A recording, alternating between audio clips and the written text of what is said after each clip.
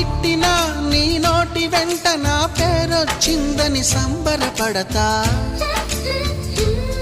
నువ్వు కొట్టినా నా చెంప మీద నీ గురుతొకటుందని సంతోషిస్తా. మనసు పువ్వును అందించాను, కొప్పులో నిలుపుకుంటావో, కాలి కింద నలిపేస్తావో. వలపు గువ్వను పంపించాను, బొట్టు పెట్టి రమ్మంటావో, గొంతు పట్టి గెంటేస్తావో.